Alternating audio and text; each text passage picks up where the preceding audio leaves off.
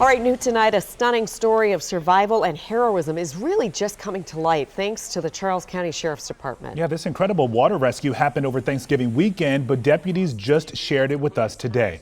As our Scott Broom reports from Waldorf, Maryland, the survivor finally got a chance to thank those brave first responders. November 26 was a rainy and cold Sunday night here in Waldorf. I just saw a car flip over.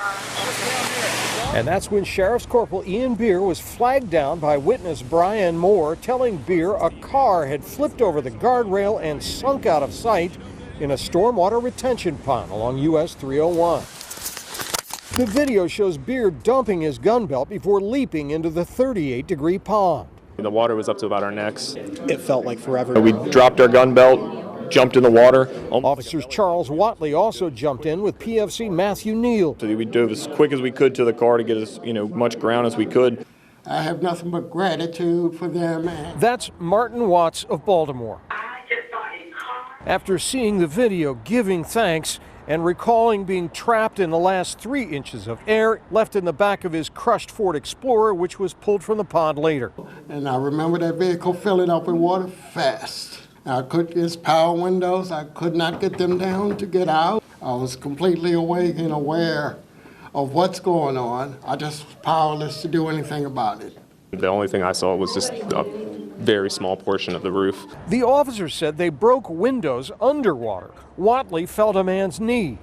And I realized this is a guy. It's like, okay, we've got a live person in here, we got to move. The dashcam video shows Mr. Watts with life-threatening hypothermia being walked to an ambulance. And there's soaking wet police officer Dominica Trotter with a dog. She had saved 2 of them. After we went home, we changed real quick and then came back in to finish our shift. That was unreal. All of them met that witness, Brian Moy, on a FaceTime call today. There's no way they'd have found me, without your help. I'm very thankful. To me, it was more amazing watching these guys go into action. When I heard that they were doing something to honor these officers, I had to be here. I had to thank them personally.